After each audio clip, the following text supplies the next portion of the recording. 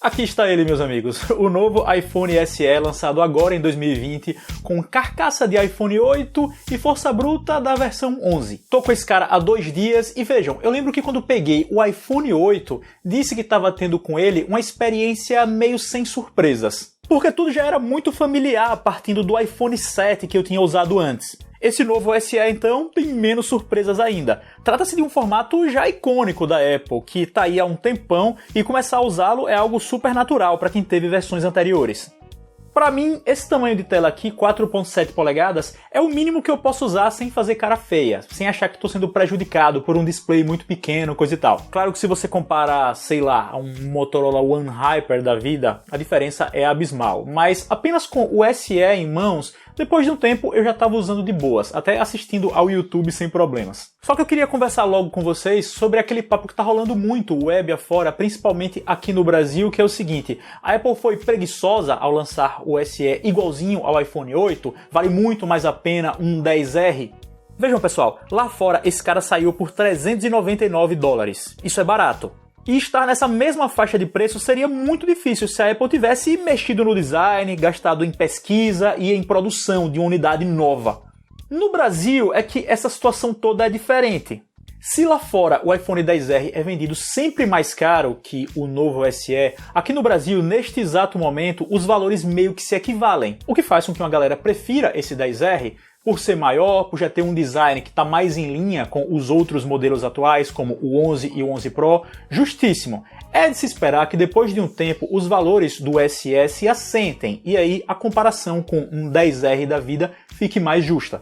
Então, neste exato momento, eu diria que o SE é uma escolha apenas para aquele pessoal que realmente gosta do design, desse formato. Sim, o que pode parecer algo negativo para muitos é justamente um ponto de compra para outras pessoas que gostam do botão Home, que gostam do leitor de digitais e do aparelho um pouquinho menor que um 10R ou que um iPhone 11. A gente não pode desprezar a existência desse pessoal, não. Eu mesmo, depois de algumas horas com o SE em mãos, tive aquela sensação agradável e familiar de como é utilizar este modelo aqui, né? Com um botão Home para destravar com o leitor de digitais, sem depender da posição da cabeça para o Face ID do iPhone 11, que eu usei há algum tempo funcionar, coisa e tal. Eu também sei de gente que é fã do iPhone 7, do iPhone 8, que estava preso nesses modelos por gostar do formato. E essas pessoas agora têm uma opção para dar um passo à frente em termos de especificações e se manter ali no design que elas acham conveniente com o novo SE.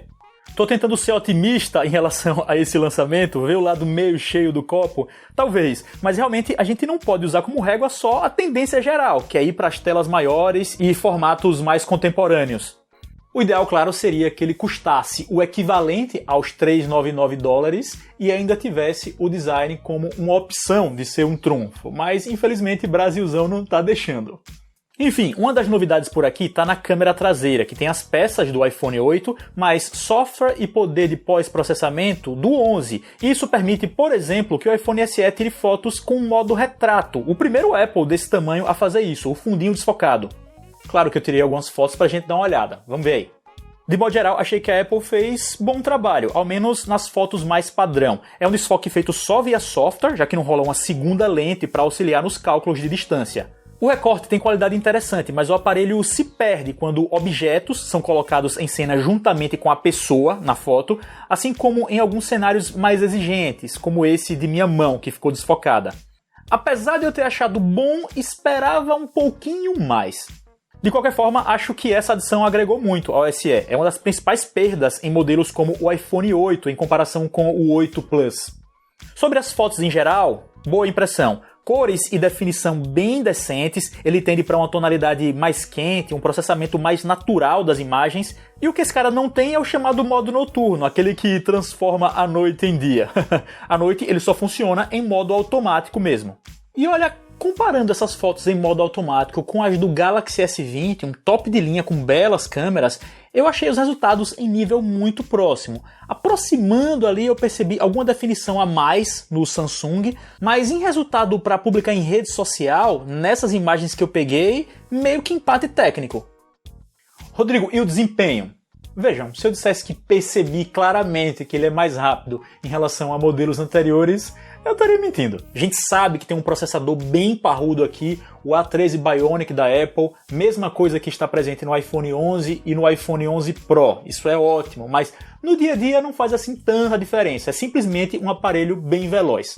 Importa sim quando a gente pensa em longo prazo, também nas atualizações de sistema que vão ser numerosas e na performance em games. Se iPhones costumam tirar leite de pedra até com hardware mais antigo, imaginem com um A13. Esse bichinho voa e isso é muito legal.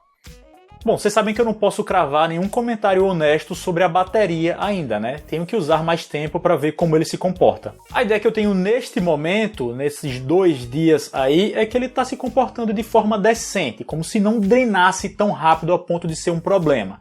Mas vamos esperar mais tempo de utilização comum mesmo, sem nem ficar prestando atenção nesse lance, para ver quais são os resultados.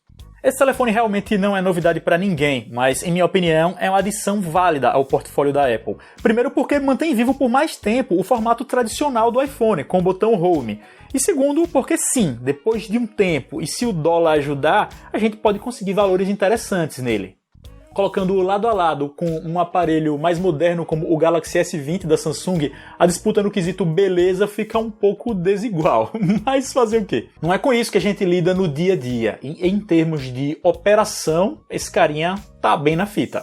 Espero que vocês tenham curtido este vídeo. Se curtiram, não deixem de escolher o gostei, é o joinha. Para os que ainda não são inscritos, vocês estão esperando o quê? Inscrevam-se, é de graça, vocês me dão uma força e continuam acompanhando meu conteúdo. Sigam-me nas redes sociais que estão na tela e também na descrição. E a gente se vê.